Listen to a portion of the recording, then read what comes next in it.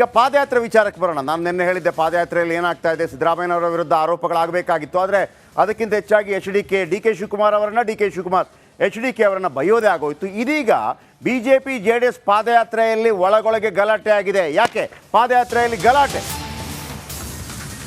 ಘೋಷಣೆ ಕೂಗುವ ವಿಚಾರಕ್ಕೆ ಗಲಾಟೆ. HDKಗೆ ಪ್ರೀತಮ್ ಗೌಡ ಬೆಂಬಲಿಗರ ಘೇರಾವ್. HDK ಆಗಮಿಸ್ತಾ ಇರುವ ವೇಳೆ ಪ್ರೀತಮ್ ಗೌಡ ಬಂದರು. ಆಗ ಪ್ರೀತಮ್ ಗೌಡ ಪರ ಘೋಷಣೆ. ಈ ವೇಳೆ ಪ್ರತಿಯಾಗಿ HDK ಬೆಂಬಲಿಗರಿಂದ ಘೋಷಣೆ. ಕೈ ಮಿಲಾಯಿಸುವ ಹಂತಕ್ಕೆ ತಲುಪಿದ ಗಲಾಟೆ. HDK ಹಾಗೂ ವಿಜೇಂದ್ರ ಎದುರಲ್ಲೇ ಗಲಾಟೆ ನಡೆಯುತ್ತೆ. ಇದು ಪ್ರೀತಮ್ ಗೌಡ, ನಿಮ್ಗೆ ಗೊತ್ತಿದೆ, ಪ್ರೀತಮ್ ಗೌಡ ಕಾರಣಕ್ಕಾಗಿ ನಾನು ಪಾದಯಾತ್ರೆಗೆ ಬರೋದಿಲ್ಲ ಅಂತೇಳಿ ಕುಮಾರಸ್ವಾಮಿ ಹೇಳಿದ್ರು. ನೋಡಿ ದೃಶ್ಯ.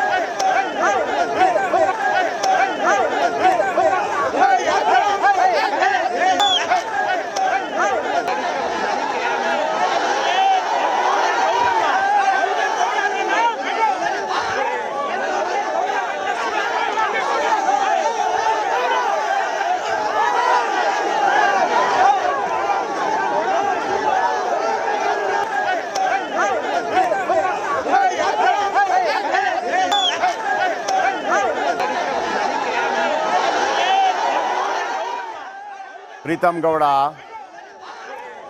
ನೋಡಿ, ಮೊನ್ನೆ ನಿಮಗೆ ನೆನಪಿರ್ಬೋದು, ಕುಮಾರಸ್ವಾಮಿಯೇ ನಾನು ನೈತಿಕವಾಗಿ ಏನೋ ಪಾದಯಾತ್ರೆಗೆ ಬರೋದೇ ಇಲ್ಲ ಅಂತ ಹೇಳಿದರು. ಪಾದಯಾತ್ರೆಗೆ ಬರೋದೇ ಇಲ್ಲ ನೈತಿಕ. ಯಾರ್ರೀ ಪ್ರೀತಮ್ ಗೌಡ? ನಾನು ಮಾಡೋ ಸಭೆ ಅವನು ಬರಬೇಕಾ? ಆಮೇಲೆ ಈ ಪಾದಯಾತ್ರೆ ನೇತೃತ್ವವನ್ನು ಪ್ರೀತಮ್ ಗೌಡಗೆ ವಹಿಸಿಕೊಡಲಾಗಿತ್ತು ಆರಂಭದಲ್ಲಿ. ಪ್ರೀತಮ್ ಗೌಡ ವಿಜೇಂದ್ರ ಅವರ ರೈಟ್ ಹ್ಯಾಂಡ್. ಈ KR ಪೇಟೆ ಚುನಾವಣೆ ಎಲ್ಲ ಆದಾಗಲೂ ಕೂಡ ಪ್ರೀತಮ್ ಗೌಡನೇ ಅದರಲ್ಲಿ ನಿಂತಿದ್ದು. ಸಿರಾ ಉಪಚುನಾವಣೆ ಆದಾಗ ಪ್ರೀತಮ್ ಗೌಡನ ಜೊತೆಗಿದ್ದಿದ್ದು. ಒಳ್ಳೆ ವರ್ಕರ್, ಅದರಲ್ಲಿ ಎರಡು ಮಾತಿಲ್ಲ. ಆದರೆ ಹಾಸನದಲ್ಲೇನಾಯಿತು, ಸ್ವರೂಪ್ ಪ್ರಕಾಶ್ ಮತ್ತು ಇವರ ನಡುವೆ ಜಿದ್ದಾಜಿದ್ದಿ ಆಗತ್ತೆ. ಇದೇ ಪ್ರೀತಮ್ ಗೌಡ ಹೇಳ್ತಾರೆ, ಯಾವನೇ ಬರಲಿ ದೇವೇಗೌಡರ ಕುಟುಂಬದವರು, ನಾನು 50,000 ಲೀಡಲ್ಲಿ ಗೆದ್ದು ತೋರಿಸ್ತೀನಿ ಅಂತೇಳಿ. ಆಗ ಅದನ್ನು ಚಾಲೆಂಜ್ ಆಗಿ ತಗೊಳ್ತಾರೆ. ಯಾರು? ಭವಾನಿ ರೇವಣ್ಣ, ನಾನೇ ಕ್ಯಾಂಡಿಡೇಟ್ ಆಗ್ತೀನಿ ಅಂತೇಳಿ. ಆದರೆ ಭವಾನಿ ಕ್ಯಾಂಡಿಡೇಟ್ ಆಗಿದ್ದರೆ ಕಷ್ಟ ಆಗುತ್ತೆ ಅಂತೇಳಿ ನಂತರ HS ಪ್ರಕಾಶ್ ಅವರ ಮಗೆ, ಯಾಕೆಂದರೆ HS ಪ್ರಕಾಶ್ ಅವರಿಗೆ ಅಲ್ಲಿ ದೊಡ್ಡ ಮಟ್ಟದ ಅಭಿಮಾನಿಗಳಿದ್ದಾರೆ ಜಾತಿ ಲೆಕ್ಕಾಚಾರದಲ್ಲೂ ಕೂಡ. ಸೊ ಹಾಗಾಗಿ HS ಪ್ರಕಾಶ್ ಅವರ ಪುತ್ರ ಸ್ವರೂಪ್ ಅವರಲ್ಲಿ ಕಣಕ್ಕಿಳಿತಾರೆ, ಪ್ರೀತಮ್ ಗೌಡ ಅವರನ್ನು ಸೋಲಿಸ್ತಾರೆ. ಈ ಹಿಂದೆ JDS ಮತ್ತು BJP ನಡುವೆ ಅಲ್ಲಿ ಭಾಳ ದೊಡ್ಡ ಹೋರಾಟವಾಗಿತ್ತು. ಪ್ರೀತಮ್ ಗೌಡ ಪದೇ ಹೇಳ್ತಾ ಇರ್ತಾರೆ, ನನ್ನ ಮನೆಗೆ ಕಲ್ಲೆಸಿದವರು ನಾನು ಮರೆಯೋದಿಲ್ಲ, ಕಲ್ಲೆಸೆದಿದ್ರು, ಇವರ ಫಾಲೋವರ್ ಒಬ್ಬರ ತಲೆ ಹೊಡೆದಿತ್ತು, ಇದೆಲ್ಲ ಆಗಿತ್ತು. ಆಮೇಲೆ ರೇವಣ್ಣ ಬಂದು ನಿಂತ್ಕೊಳ್ಳಿ 50,000 ಮತಗಳ ಅಂತರದಿಂದ ಗೆಲ್ತೀನಿ ಅಂತೇಳಿ ಆವಾಜ್ ಹಾಕಿದ್ರು. ಈ ಎರಡು ಆಮೇಲೆ ಬಸವರಾಜ ಬೊಮ್ಮಾಯಿ ಅವರು ಮುಖ್ಯಮಂತ್ರಿಯಾಗಿ ನೇರವಾಗಿ ಯಡಿಯೂರಪ್ಪನವರ ಮನೆಗೆ ಹೋಗಲಿಲ್ಲ, ನೇರವಾಗಿ ದೇವೇಗೌಡರ ಮನೆಗೆ ಹೋದಾಗ ಸೆಟದ್ ನಿಂತಿದ್ರು ಇವರು. ನಾವು ಹೆಂಗ್ರಿ ಪಾಲಿಟಿಕ್ಸ್ ಮಾಡಬೇಕು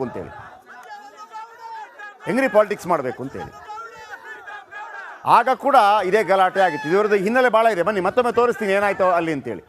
ಫುಲ್ ಫ್ರೇಮ್ ತಗೊಳ್ಳಿ.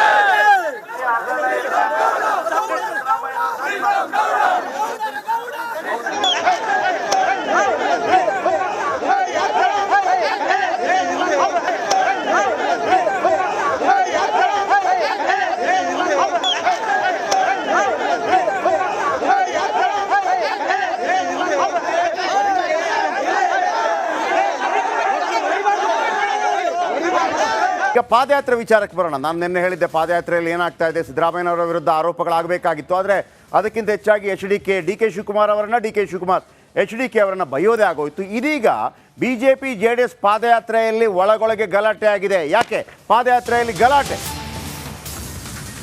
ಘೋಷಣೆ ಕೂಗುವ ವಿಚಾರಕ್ಕೆ ಗಲಾಟೆ. HDKಗೆ ಪ್ರೀತಮ್ ಗೌಡ ಬೆಂಬಲಿಗರ ಘೇರಾವ್. HDK ಆಗಮಿಸ್ತಾ ಇರುವ ವೇಳೆ ಪ್ರೀತಮ್ ಗೌಡ ಬಂದರು. ಆಗ ಪ್ರೀತಮ್ ಗೌಡ ಪರ ಘೋಷಣೆ. ಈ ವೇಳೆ ಪ್ರತಿಯಾಗಿ HDK ಬೆಂಬಲಿಗರಿಂದ ಘೋಷಣೆ. ಕೈ ಮಿಲಾಯಿಸುವ ಹಂತಕ್ಕೆ ತಲುಪಿದ ಗಲಾಟೆ. HDK ಹಾಗೂ ವಿಜೇಂದ್ರ ಎದುರಲ್ಲೇ ಗಲಾಟೆ ನಡೆಯುತ್ತೆ. ಇದು ಪ್ರೀತಮ್ ಗೌಡ, ನಿಮ್ಗೆ ಗೊತ್ತಿದೆ, ಪ್ರೀತಮ್ ಗೌಡ ಕಾರಣಕ್ಕಾಗಿ ನಾನು ಪಾದಯಾತ್ರೆಗೆ ಬರೋದಿಲ್ಲ ಅಂತೇಳಿ ಕುಮಾರಸ್ವಾಮಿ ಹೇಳಿದ್ರು. ನೋಡಿ ದೃಶ್ಯ.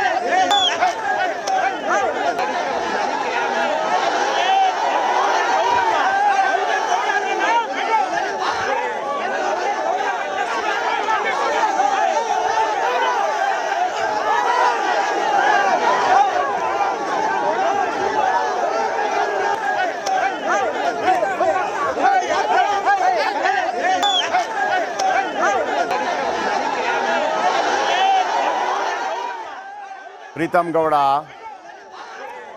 ನೋಡಿ, ಮೊನ್ನೆ ನಿಮಗೆ ನೆನಪಿರ್ಬೋದು, ಕುಮಾರಸ್ವಾಮಿಯೇ ನಾನು ನೈತಿಕವಾಗಿ ಏನೋ ಪಾದಯಾತ್ರೆಗೆ ಬರೋದೇ ಇಲ್ಲ ಅಂತ ಹೇಳಿದರು. ಪಾದಯಾತ್ರೆಗೆ ಬರೋದೇ ಇಲ್ಲ ನೈತಿಕ. ಯಾರ್ರೀ ಪ್ರೀತಮ್ ಗೌಡ?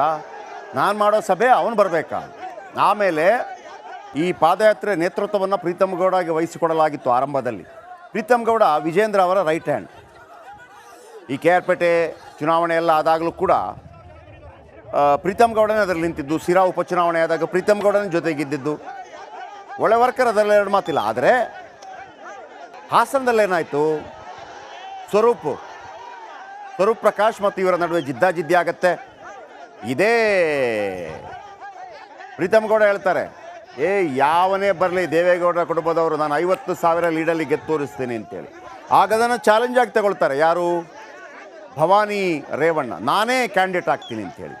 ಆದರೆ ಭವಾನಿ ಕ್ಯಾಂಡಿಡೇಟ್ ಆಗಿದ್ದರೆ ಕಷ್ಟ ಆಗುತ್ತೆ ಅಂತೇಳಿ ನಂತರ HS ಪ್ರಕಾಶ್ ಅವರ ಮಗೆ, ಯಾಕೆಂದರೆ HS ಪ್ರಕಾಶ್ ಅವರಿಗೆ ಅಲ್ಲಿ ದೊಡ್ಡ ಮಟ್ಟದ ಅಭಿಮಾನಿಗಳಿದ್ದಾರೆ ಜಾತಿ ಲೆಕ್ಕಾಚಾರದಲ್ಲೂ ಕೂಡ.